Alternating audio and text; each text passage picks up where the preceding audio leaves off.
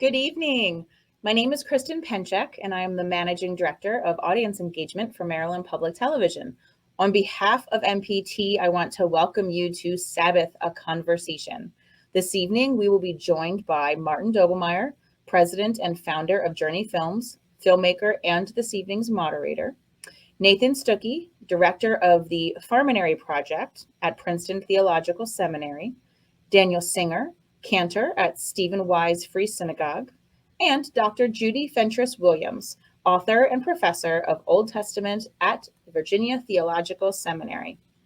If you have not had a chance to watch Sabbath, you may do so at any time on demand. We'll put the link to the program in the comments for you.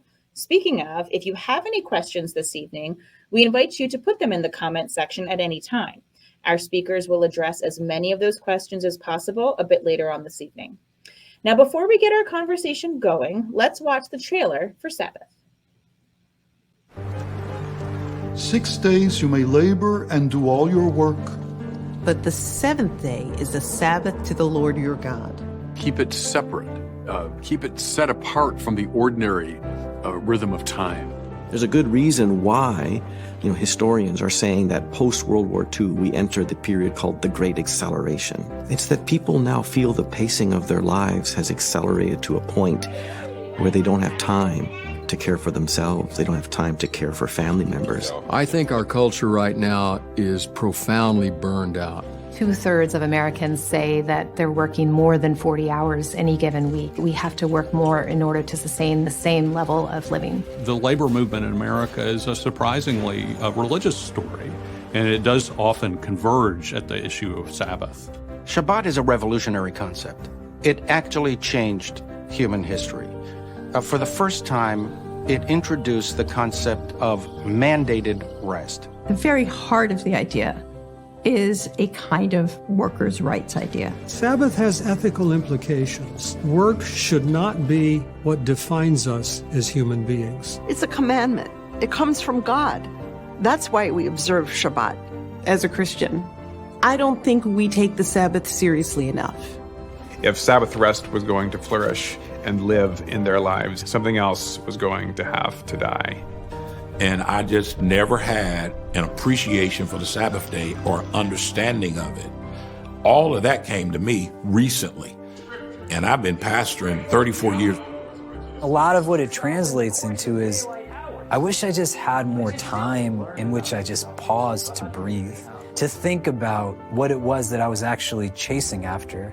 We realize that time is our only non-renewable resource. Latino Catholics identify with the story of Exodus, the story of the Israelites wandering the desert.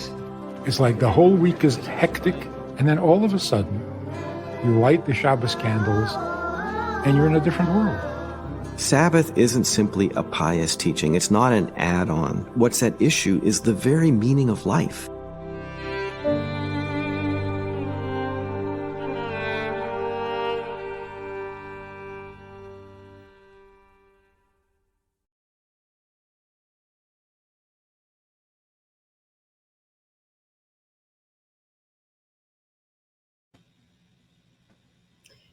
To lead our conversation this evening, I am honored to welcome filmmaker Martin Doblmeier of Journey Films. Martin holds degrees in religious studies, broadcast journalism, and honorary degrees in fine arts and humane letters. Since 1984, he has produced and directed more than 30 films focused on religion, faith, and spirituality. Martin combines a lifelong interest in religion with a passion for storytelling and does it very, very well, I might add. Over the years, he has traveled on location to more than 40 countries to profile numerous religious leaders, spiritual communities, heads of state, and Nobel laureates. His films explore how belief can lead individuals to extraordinary acts, how spirituality creates and sustains communities, and how faith is lived in extraordinary ways. Martin, welcome. Well, thanks, Kristen. Thanks to you and to Jesse and everybody who helped to organize this evening. And really, too, thanks to everybody at Maryland Public Television. We've been partnering with our films with Maryland Public Television now for almost a decade, and it's been a wonderful, wonderful collaboration. So I wanted to say thank you for that, and start off with a thanks too to the folks at Journey Films who helped to make the film. Mark Cambariati and Kerry Snyder, Daryl Davis, people who really spent countless hours trying to tell this story. Sabbath was not an easy film to make, and especially making it during the course of a pandemic, a national pandemic. But if we hadn't had a chance to make the film, we would not have been able to meet the characters and tell the stories that you've seen in the film, and some of the people that you'll meet this evening. And I wanted to start by introducing the three people who are our guests that you saw appear in the film. The first one is Dan Singer. Dan is the cantor at Stephen Wise Free Synagogue in the Reform Synagogue in Midtown Manhattan, New York. Dan has held that position since 2006 and is only the third cantor in the history of the cathedral. A native of Wisconsin, Cantor Singer, along with his senior rabbi, Emil Hirsch, are credited with really launching what has been called a revolutionary new vision of worship and programming for the synagogue, for that historic synagogue. And he's gifted, if you saw the film, he's gifted with an amazing voice, Cantor Singer, and you think to yourself, he's a singer and his name is Singer? Cantor Singer is a much in-demand performer at synagogues and concerts nationwide. And so I'm delighted that you can be here with us, Dan. And also too, we're joined right now by Nathan Stucky. Nathan is the director of the Farminary project at Princeton Theological Seminary in Princeton, New Jersey. The Farminary, it's a combination of two words, farm and seminary. It provides a unique opportunity for theology students, many of whom will be the next generation of pastors and church leaders, to work the land on a 21-acre farm. Nate grew up on a farm in Kansas. He's ordained in the Mennonite tradition and is the author of Wrestling with Rest, a book that explores the importance of Sabbath rest. Now we'll be joined in a few minutes by Dr. Judy Fentress-Williams, who had she's got a scheduling problem getting to her site, but she's on her way, I promise you. But I wanted to get started because for us, people always ask, well, why would you want to make a film on Sabbath? And part of the reason, of course, is because I think one thing we all have in common, whether religious people or not, is that we're all feeling at this particular time in history a real sense of stress, of burnout. Sabbath speaks to that, I think, directly, but it also we've become increasingly aware of the climate crisis that we're all facing, and Sabbath actually connects to that theme as well. So, Nate, if I could start with you, some of the people ask me, well, why did you go to a farm if you're telling a story about Sabbath? And I respond by saying it is the central point. How we care for the earth, how we care for the land is the central point of the creation story. And that's exactly what we found when we came up to the Farminary. And one of the expressions that you offered, which I really thought was really insightful, is you said that if we're going to run climate change, we're going to think about climate change, we have to listen to the land. What's the land saying to us? And how does Sabbath fit into all of this?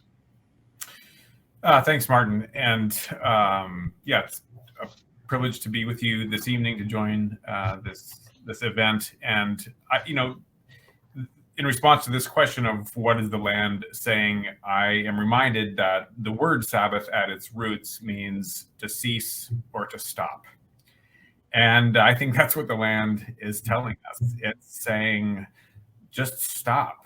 It's fascinating, honestly. So I'm joining from my office in Princeton, New Jersey, and I look out the window and there's a haze in the air this evening that I have never seen in New Jersey, because right now there are wildfires burning in New Jersey because it's as dry as it's been in this time of the year in New Jersey in I don't know how long.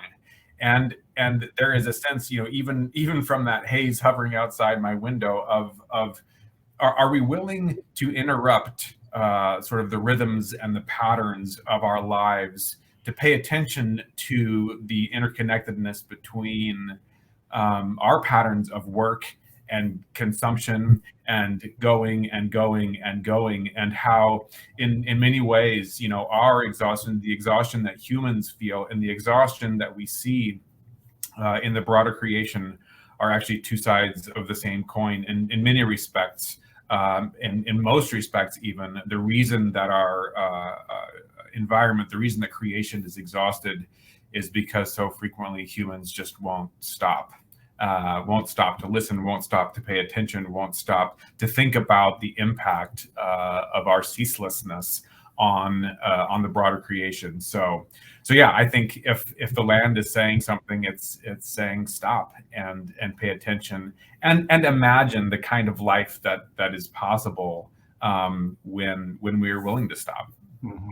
Dan, you said in the film, it was a wonderful line. You said that baked into the Shabbos ritual are reminders of our connection to the earth.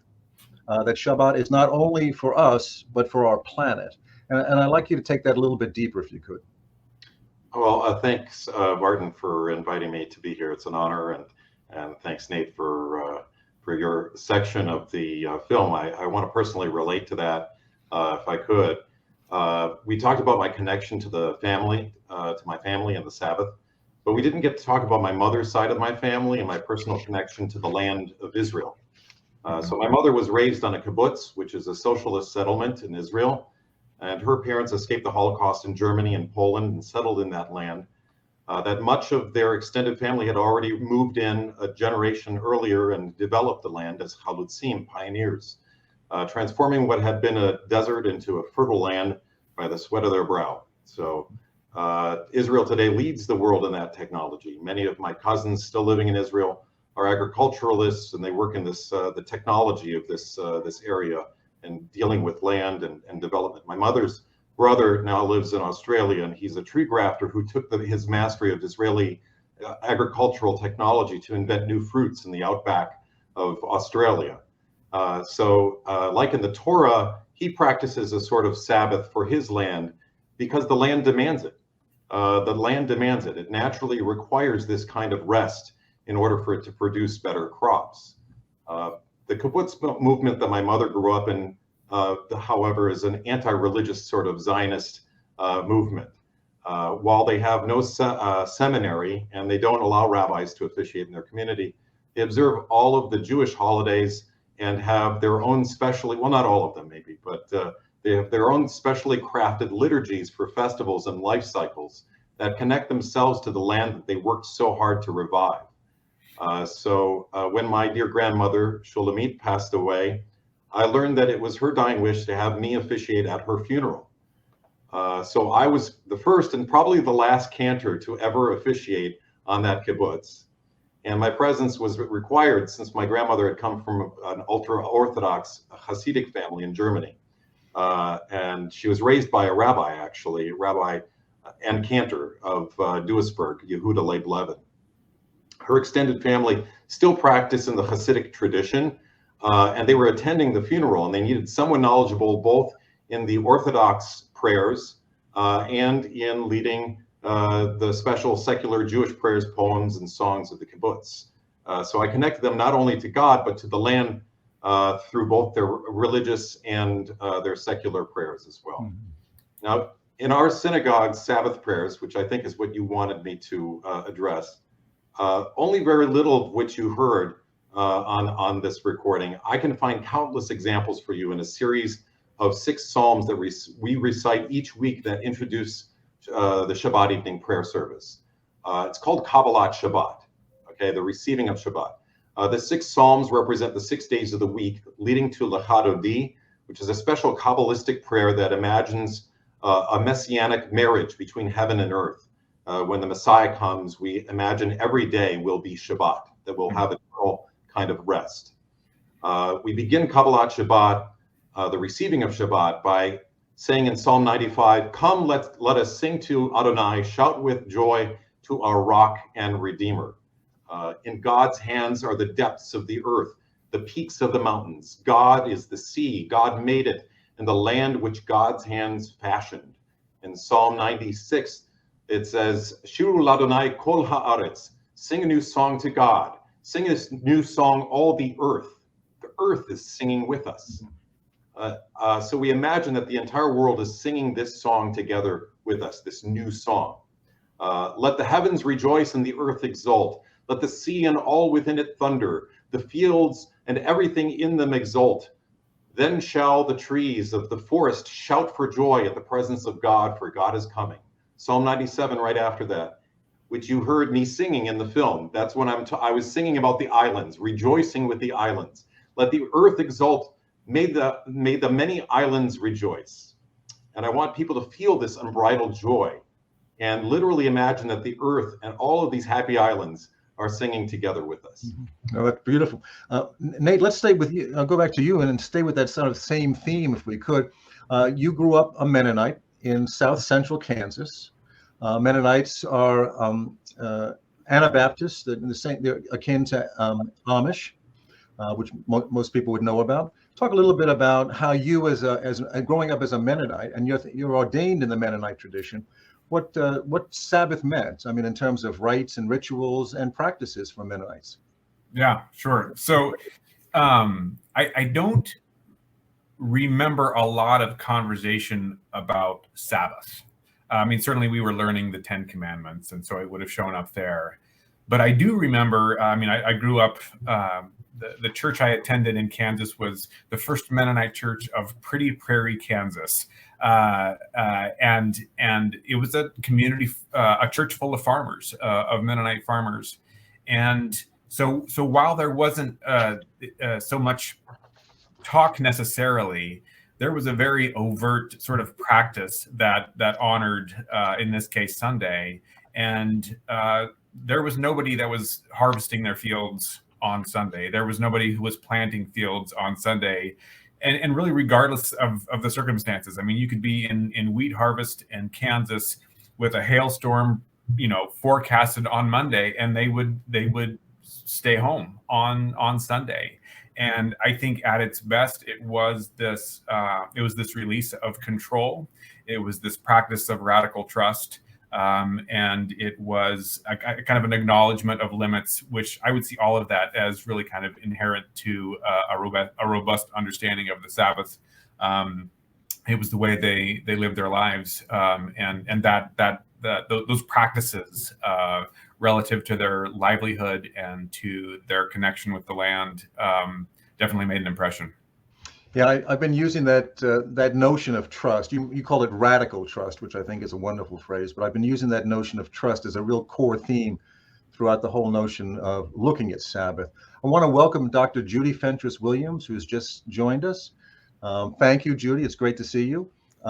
Judy Fentress-Williams is an ordained Baptist minister and a professor of Old Testament at Virginia Theological Seminary, right down the road from our office in Alexandria, Virginia. She's also a leading member of the pastoral team at the historic Alfred Street Baptist Church in Alexandria. She's the author of numerous papers and publications, including a new commentary on the Book of Ruth and Holy Imagination. Welcome, Judy. Thank you for joining us. Glad to be here. You made early on in the film, in fact, I think it's even said in the trailer, you made the comment, you said, as Christians, I don't think we take the Sabbath seriously enough. Yeah. We profile the Jewish communities, both Reform and Orthodox. They take the Sabbath pretty seriously. Yeah. Seventh-day Adventists take the Sabbath pretty seriously. But in a more general sense, speaking on behalf of Christians, you think Christians don't take the Sabbath seriously enough. Why do you think that is, and what might be the consequences of that? Well, I think there are a number of reasons, but if we think about the fact that so many mainline Christian communities emphasize the New Testament and don't spend, in my mind, enough time in the Old Testament. And if you do that long enough, you really do forget that Christianity begins as a Jewish sect, that the first Christians were Jews. So much of what we read about in John, or so much of what Paul is talking about, is what I call inside talk. These are Jews talking to other Jews about whether or not they're going to follow regulations and rules. So as Christianity moves further away from Judaism, and we have this shift to worship on Sundays, and then that gets complicated, if you will, by industrialization, we've moved away from the practice of stopping.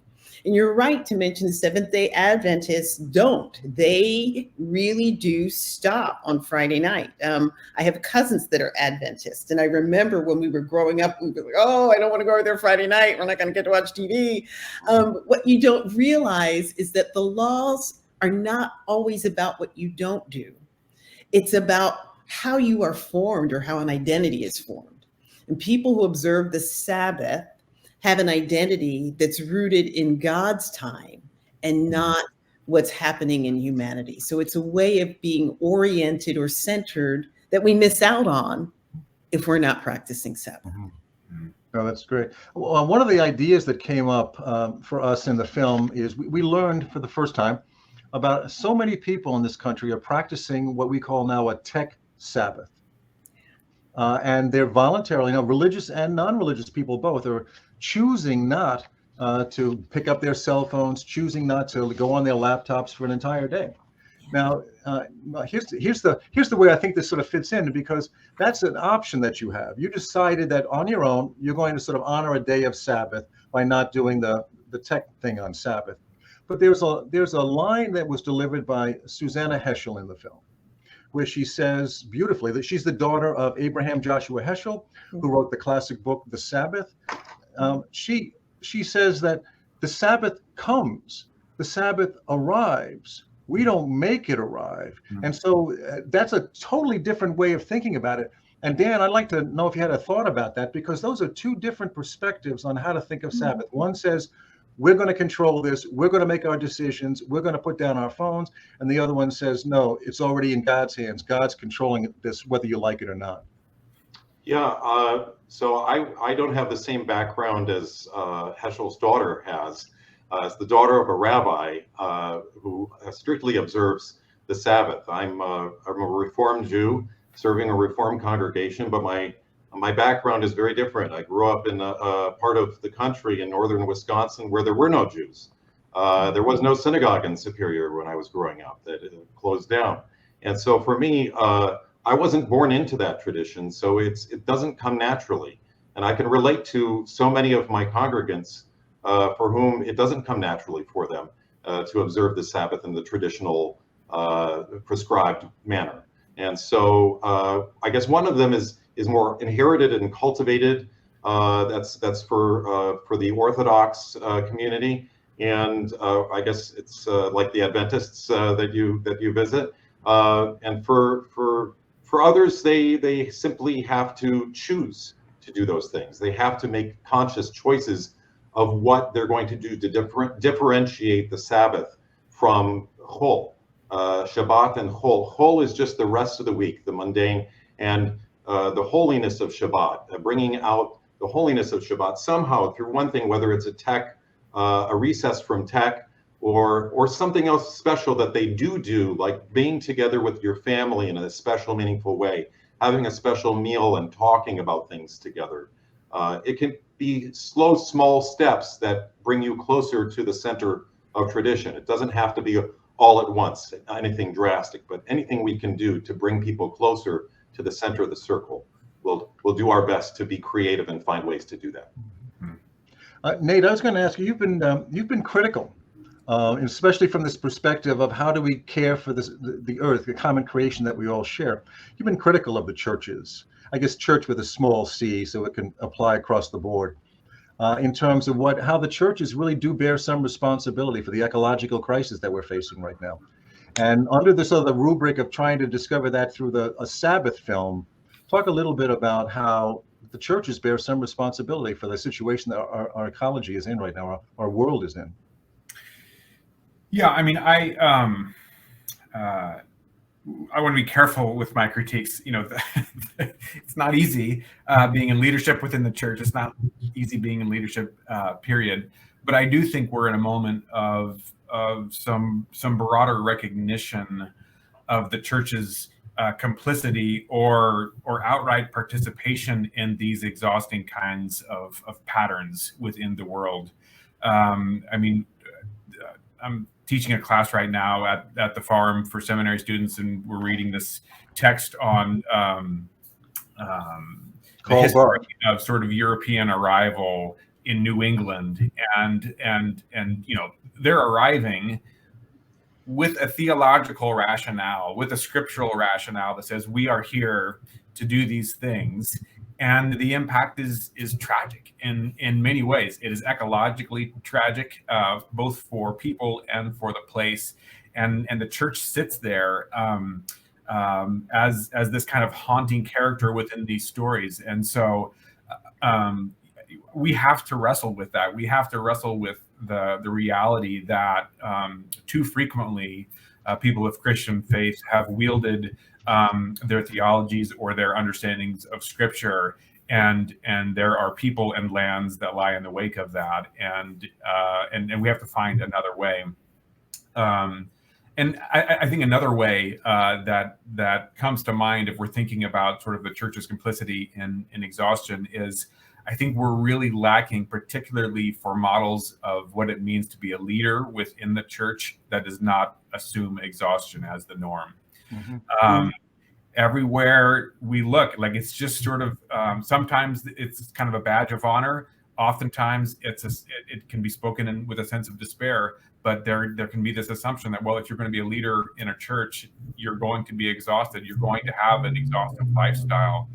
And I see no rationale for that within the Sabbath. And I wonder what it looks like to come up with a Sabbath infused understanding of what it means to be in ministry. But I'll just do a quick follow-up. Would you not say that the most of the denominations, at least the mainstream denominations, now have sort of come to a moment of enlightenment? A lot of them have offices and directors and people who are really, their primary focus is now on the environment. And that can be symbolic and at the same time, in some ways disingenuous. But I think what I can see is it actually is a genuine attempt to say, this has to be on our radar. We as church have to be aware of what we have a responsibility for. Yeah. I mean, I think there's no doubt that many denominations are recognizing this. I think it's more and more difficult to do theological education or to, sort of have a viable presence as a church in the world and not acknowledge the reality of these ecological crises, climate change, all of these things. What gives me a little bit of pause there, though, also is when we as leaders in particular see the brokenness of the world and the exhaustion of the world, we have been formed for generations upon generations to go do something. And so that impulse to go do something isn't bad in and of itself, but if it's our only impulse, it lacks the sort of Sabbath sentiment that is, I think, going to be absolutely crucial if we're actually going to tip the scales in the environmental situation that we're in. So the question is, what does it look like to do work on behalf of creation, on behalf of the environment that is truly infused with a Sabbath sensibility, such that those who are leading that, the humans who are leading that, can resist that urge to just only be going, and can actually do the stopping that in and of itself can participate in the world's restoration. No, very good. Judy, when you and I sat down for the interview, I asked you, do you feel as though African Americans are disproportionately feeling a sense of stressed out and burned out? And you said, absolutely. And that is not to sort of diminish the stress that all of us are feeling. But you said, in your opinion, there really is a disproportionate amount of stress and challenges that African American communities have to face in this awakening of how do you approach Sabbath as a need for the African American community. Mm-hmm. Absolutely. So people who specialize in the study of trauma say that we can experience trauma by going through it or by seeing it. And so think about the experience of seeing a Black man killed on TV, or hearing the news of a boy who is shot when he goes to someone's front door. It doesn't have to happen to you for you to experience the trauma of it. And I have a son. Every time I hear a story like that, there is this heightened level of, anxiety. So that is not to say that African Americans are the only people who experience heightened levels of trauma, but I'm going to speak about what I know and say that additional anxiety, those higher levels of trauma mean that people of color need to be even more focused on finding ways to rest. That holding all of that trauma in our bodies will have an impact on our health and our well-being, our physical health, our mental health. And so how do we start to invite people when terrible things happen or when news comes up that's really disturbing to pause and acknowledge what's happening to us and to find a way to step back and to rest? So Sabbath for physical rest may be Sabbath from the news. So from all of those news cycles in the wake of a tragic event, is there another way to respond other than hearing the details over and over and over again? How do we preserve our well-being in a world where trauma is everywhere? Mm-hmm. Dan, I wanted to ask you, because you sort of got into this a little bit, but one of the comments that comes up in the film is made by Judith Shulevitz, who wrote a wonderful book called The Sabbath World. And she says that one of the things that she's most grateful for, because she says that practicing Shabbat actually brought her, she had left her faith and then she came back into the religion because of her practice of Shabbat. But she says that in practicing Shabbat, she really felt this connection to her ancestors, that she felt immediately tied to the practices that were being done generations before her. I'd like to ask whether or not there's some awareness for you. Your family comes from Latvia, you said, and you were raised in Wisconsin. Now you're trying to raise your children in New York City. Is this Shabbos become a moment where you actually can feel that sense of connectedness to the past? I feel it so deeply through our prayers. When I sing the Avot prayer, which conjures our ancestry, it's the beginning of the Avodah service, the prayer service, the central prayer that takes the place of the sacrifices of the temple. We call it Avodah, which means work. I heard that in the monks' interpretation of the three pillars. Avodah for us means prayer. For them, Avodah literally means work. But in my profession, this is literally my work, and praying is my job, and it's also my name. My name, Singer, originally in Lithuania, prior to the Russians mandating last names, our last name was originally Hazan, and the meaning of the word Hazan connects us to the temple. The Hazan was a role that was the overseer of the rites of the temple. The rituals of the temple were overseen by the Hazan. So it's connected to vision, not to voice. So I feel this sense of connection, not only to my ancestry, through my father's side, through my mother's side, but carrying on a tradition that has skipped generations, because I wasn't raised in a synagogue or in a Jewish community, but I feel like I'm rekindling that candle that was burnt out for some generations. And I think witnessing my community in Superior, my synagogue, I was part of a Litvak shul. This you mentioned Litvak is the term for Jews from Lithuania and Latvia, and I prayed in this dilapidated synagogue, and it ended up being condemned and became a car wash eventually.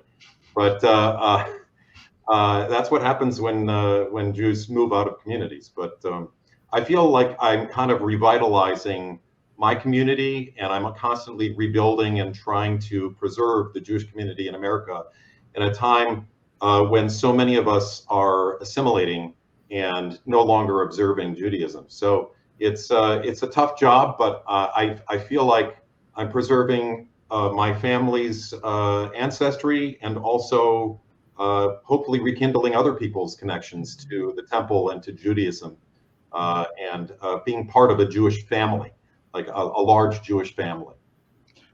Judy, in the same vein, a lot of people have told me that one of the more emotional chapters in the film is where you talk about how Sabbath became the moment for enslaved people in our country, where they actually felt a sense of freedom, a sense of liberation. I think, I hope we did that justice, because I think that's really a profound connection and value of Sabbath that a lot of people hadn't really thought about. I'm wondering whether or not some of that sense in a linear way sort of exists. I mean, I watched your service at Alfred Street on Sunday. It was happening. If anyone wants to go online and watch Alfred Street Baptist Church on a Sunday morning, the music is spectacular. The preaching was great, but also too, I'm asking you whether or not what carries over. So what carries over from that sense of this Sabbath experience was what liberated, gave us a sense of liberation during a difficult week. What carries over into what happens today? Yeah.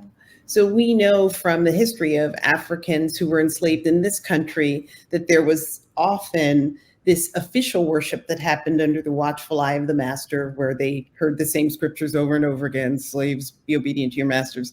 Then they had their own thing. And some of those services were the secret services that happened in the woods where spirits dwelled. And in that space, people felt free. And that worship was often both mournful and celebratory. So we bring our burdens to the Lord, we lay them all down, and then we celebrate. And what I love about this concept is that it was in that space in the woods that these people felt their creatureliness. They were able to regain their humanity, and that was worth celebrating.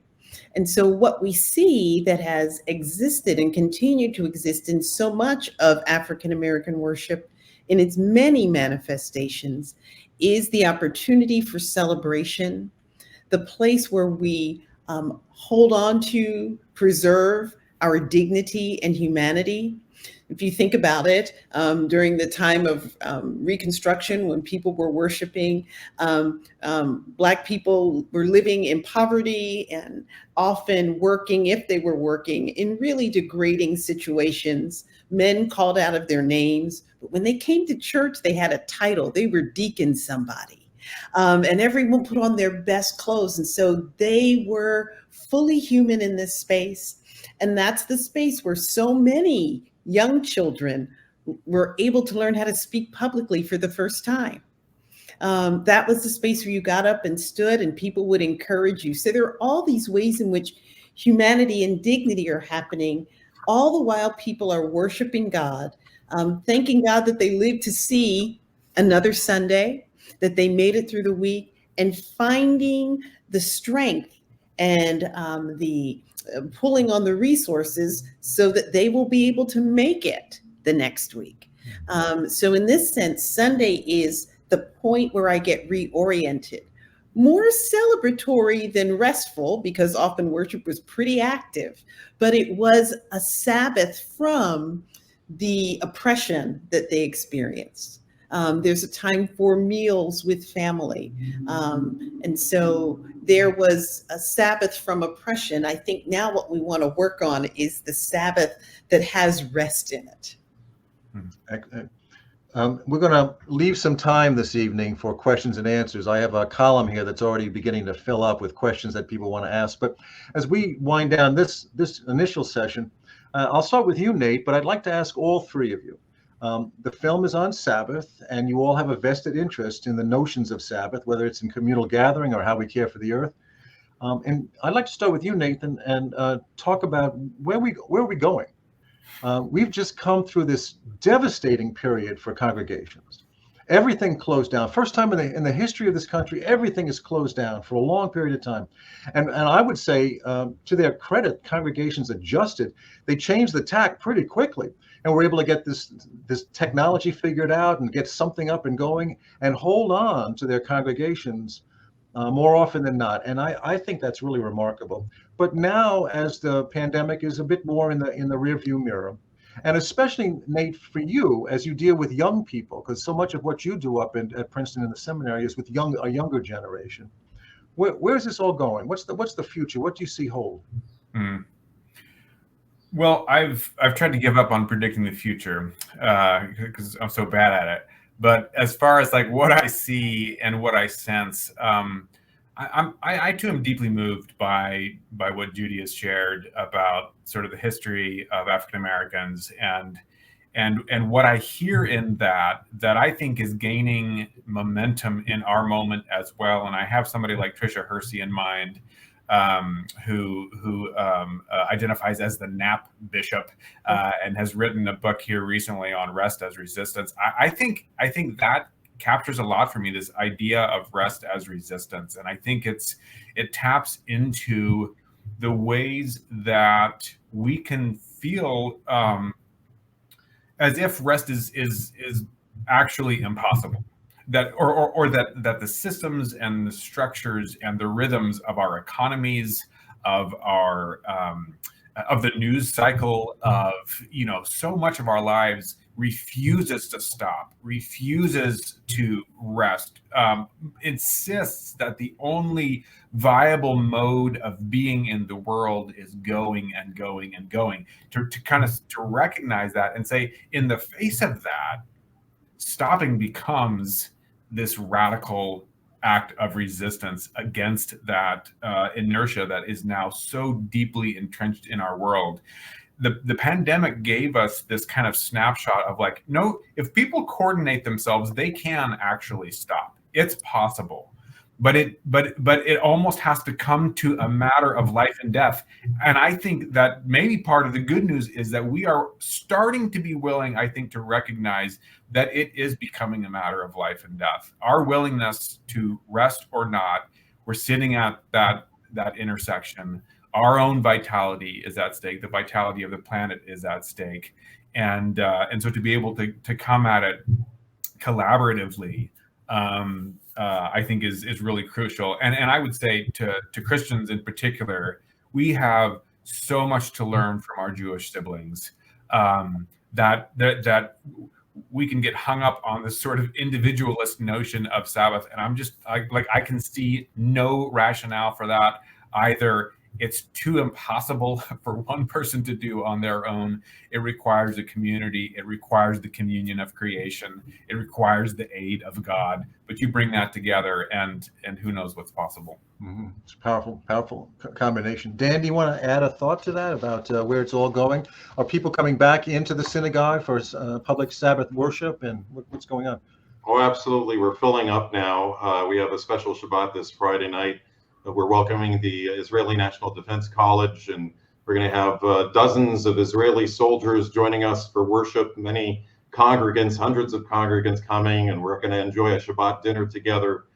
People are definitely coming together, but I want to take a moment to just recognize that, I appreciated what Judy was saying, and I want to credit, first of all, the Christian community in America for allowing us to have a Sabbath for the Jews on Saturday, because prior to labor laws being enacted, there was no Sabbath on a Saturday. So we have to credit Christians in America. And I also want to recognize that there's a parallel Jewish tradition in the Black community. There's Black Jews, and one of my most wonderful memories of worship together with Rabbi Fournier. His name is Rabbi Capers Fournier. He's a cousin of President Obama. And I was invited to his congregation after I invited him to my congregation. And I experienced Black worship, the worship in a Black synagogue. And the chants that they used, the music that they used was a slave chant that they kept doing in Hebrew.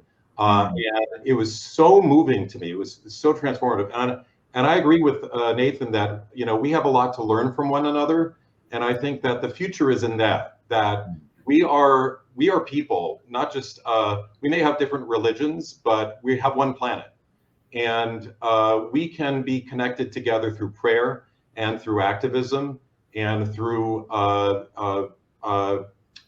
connecting our people to this urgency that we need to celebrate Shabbat. We need to be together, and we need to make a transformative difference in ourselves so that we can transform the world.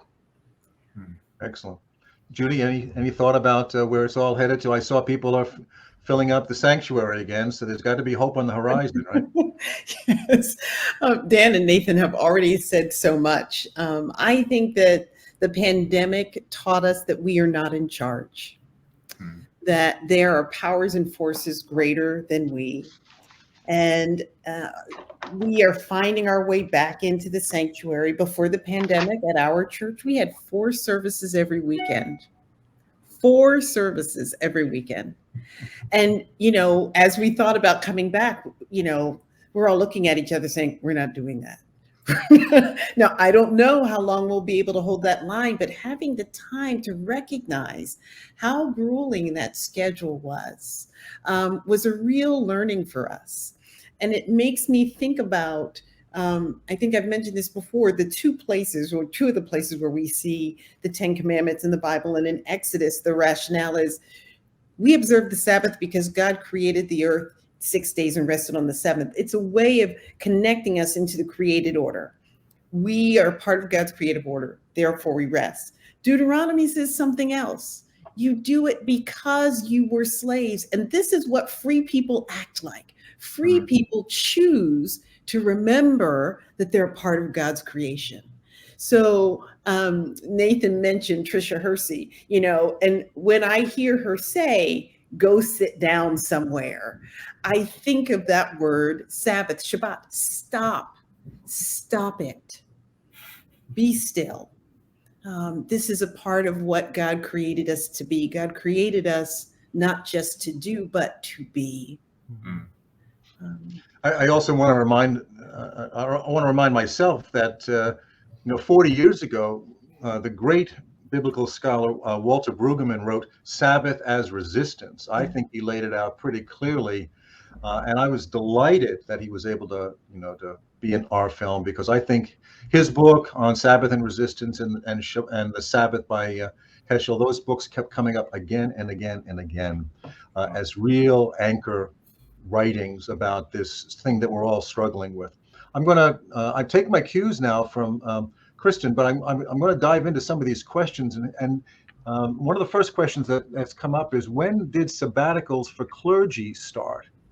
Now, before we do that, I want to say that one of the things I finished this film and just grew an appreciation for was that while we are looking for our Sabbath rest, if you're a rabbi, if you're a minister, if you're in the music department, your day is not anything but restful.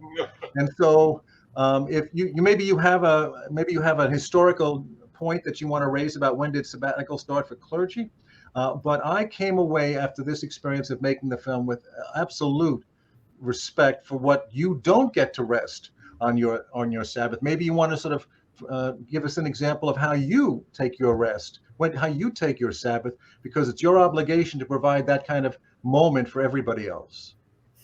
I'm curious why Judy was laughing, because the reason I was laughing with the question was like, wait, did they start? So I teach at an Episcopal seminary where Episcopal priests do have sabbatical, but at my church, the practice of sabbatical started in 2020 when my pastor took a sabbatical, preached about it, and it just caused this ripple effect throughout Black churches across this country, because he had the courage to get in the pulpit and say, I'm burnt out. I need some time away. Let me just follow that up, because one of the stories in the film is we went to Indianapolis and profiled Jeffrey Johnson. And for a number of the people who are watching tonight may have not seen the film, he has a Herculean schedule every Sunday. He not only has to deliver 3 sermons, he's literally driving 20 miles in between each one of the churches to get there on time, walk up onto the stage and deliver the sermon. It's an unbelievable thing. And he said the same thing, Judy, which is that I made the announcement to my community and to my peers, other pastors, primarily African Americans. I said, I'm taking a sabbatical. I just have to take this sabbatical. And the pushback was quite remarkable, he said. And why do you think that is? I think historically, Black preachers were almost all itinerant preachers. There weren't enough to go around. They worked a lot. Many of them were bivocational. And somehow that just kind of crept into the fiber of our identity. And we have I shouldn't say never, we're just now getting to the place where we have to realize that is not sustainable. Many of these clergy historically worked because they didn't have ample retirement. And so they worked until they died. We've moved away from that, but we have a long way to go. Mm-hmm. One of the questions that's come up, I think this is custom made for you, Nathan. It says the scriptures call for a Sabbath rest for the land every 7 years. What are your thoughts? Now, one of the stories that we did do was on Shemitah. We profiled the farm in Western Massachusetts that's in the cycle of resting the land every 7 years. And there are certain laws that pertain to the process for doing exactly that. But there are two things. Number one is it's the law of the land to do that, but it's also good for the land. Farmers themselves have said, this is the smarter way to do this rather than just, and maybe the Bible's got something going here. Yeah, my thoughts are it's a good idea. I think that it's a powerful reminder that the gift of Sabbath, as far as I can tell, was never directed solely at humans. And in our, human-centered ways of reading the world and reading scripture and, all these things, it's just so easy to marginalize the sort of more than human world. And so I think it raises this question of what does it look like to let land rest? What does it look like to return vitality to land? The land where the Farminary sits was a sod farm for many decades, and with all due respect to the sod farmers in the world, every time you harvest sod, you take a bit of topsoil with you when you go, and it is an exhaustive way to do agriculture, and so. Yeah, how do we return the vitality that was removed, that was extracted from that? The Sabbath has that in mind in a really overt way, and it's absolutely a question we have to wrestle with. Should we let the land rest? Absolutely, and we need to figure out what that looks like. Mm-hmm. One of the things I was very appreciative of is that you teach your class that, in fact, these 21 acres that you call the Farminary actually at one time in history belonged to Native peoples. And when you took over the land, excuse me, you said that people had come to you, the original owners had come to you, and they had the artifacts of those who inhabited that land generations ago. So that sort of reminded the people who are now farming on that land that you're part of a longer process. Yeah, it gets back to the question of what does it mean to listen to the land. And it's easy to have a romantic notion of farming, seminary, and that just must be wonderful. But the reality is, if we're willing to listen to the stories that the land is telling, these are incredibly complicated, often traumatic, and also frequently resilient stories of Native American genocide, of chattel slavery, of migrant farm work. We're back at Genesis 3, and the blood's crying out from the ground. And the question is, are we willing to listen? Mm-hmm. This is a question for you, Dan, if you're willing to take it. It's a little too broad, but maybe we can make it specific on Sabbath. The question is, what's the difference between an Orthodox Jew and what they said is an unorthodox Jew? That's the question. But I think what we can do here is sort of frame it in the experience of Shabbos. And briefly, can you sort of tell the viewers what would be the difference because they saw your Shabbat service on at the Free Synagogue, the Reformed Synagogue, mm-hmm. And then what would be the difference if they were actually to come into an Orthodox synagogue? Okay, so we use instruments on Shabbat. That's one of the most important distinctions. Is I have a Shabbat band that accompanies me, and they're good. They're really good. They're fabulous musicians, New York's finest, and they improvise. They come up with all kinds of great improvisations. When I'm talking about the sound of the sing with the violin, and the violinist will start to play. It's amazing. But in an Orthodox synagogue, you won't hear any instruments. So because they are obligated by Orthodox law to observe the Sabbath in a different way than we are doing it. So they observe what is called halacha. It's Jewish law. It's Jewish law. It's mentioned in the film the malachot, the forbidden tasks, activities. Yeah, it's derived from the temple. What you're not supposed to do on the Sabbath, and so they apply these prohibitions to all Jews on Shabbat. So if you follow halachic law, if you follow halacha, then you are Orthodox. In the non-Orthodox tradition, you're not bound by those things. So our people will drive to and from the synagogue. They'll walk. They will not, and they are not allowed to carry things. There's many distinctions between them. Also, we were talking about the land, so it reminds me of the peyot. Some Orthodox Jews wear payos. It's called payos, and that's connected to the land. The four corners of your field you're supposed to leave unused for people to take from. So it's a concept of charity. We have we all wear tzitzit on our tefillin, the things that hang from the side. You see those on Orthodox Jews. They wear them all the time. We wear them when we pray. Not all Reformed Jews, but I certainly wear talit and yarmulke when I pray. But those tzitzit are to remind us of the commandments. It's to remind us of the mitzvot that are supposed to bring together the four corners of the earth together in peace. And so that's when you saw the bar mitzvah on the film, that we were connecting our students to the mitzvot, to the mitzvah of the Torah, which is we talk about the Torah as a tree of life. Okay, the Torah is a tree of life. We're connecting them to the tree, to the source of creation. That blessing that they recite connects them to their ancestry. It connects them to Abraham, Isaac, Jacob, Sarah, Rebecca, Rachel, Leah.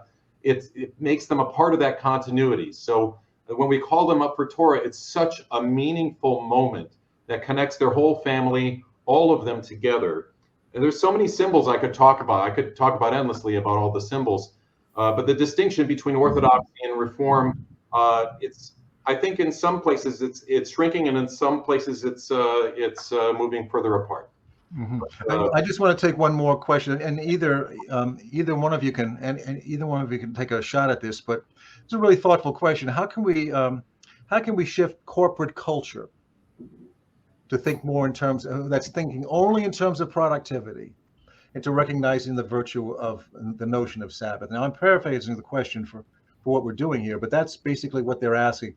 How can we shift our corporate culture to think about this? Now, we're talking from an isolated position. You represent religious entities, and there's already a prescription within those entities that says this is going to be the way we're going to, allocate our certain time. In the corporate world, it becomes totally different. And how do we sort of inject this kind of rationale and thinking into the corporate world? I think one thing that we can do, and that's already happening in some places, is to remind corporate culture that they will be more productive when the people who are part of their enterprises get more rest. We try to hit that a little bit with one of the early stories about the old blue laws, and there are still towns. One of them is Bergen County, New Jersey, that's shutting down the malls. And you know what? They say they still make as much money 6 days a week as they would if they were operating 7, and they get people to come there, to work specifically there because they get that guaranteed day off, and they love that. So I think we've run out of time, folks. You were all terrific. So Kristen, are you still with us? I am here. That was absolutely phenomenal. I cannot thank you enough for doing this for us this evening. For those of you who have not had the opportunity to watch both parts of the program, I highly recommend that you do that. I know that my colleague has been putting the link in the chat a few times during this conversation to give you the link to go ahead and watch that whenever you'd like to. There will be a follow-up email that we will send out to anybody who is registered this evening. That way you are able to receive not only links to watch the film, but also to share it with your family and friends. And then we will also post this conversation on YouTube, so that if you were unable to participate this evening or had somebody who was unable to participate this evening, then you'll be able to watch this as well. Well, I thought you guys were just terrific. I can't thank you enough for doing this, and thank you for being part of the film. It's, you know, we wanted to tell a great story as best as we possibly could, and you made that possible. So I'm indebted to you all. I think the filmmaker git's some credit too. Filmmaker's been around. You know, we do what we can. You know, trying to present religion on public television or into the national mainstream conversation is not getting any easier. But we think subjects like this that really cut across into the public sphere really has a benefit for everyone, religious and not. I think is sort of the formula that we're going to keep pursuing. So you folks did a great job. I just can't thank you enough. Thank you. Thank you. It's an honor. Thank you all. And to everyone at home, thank you for joining us.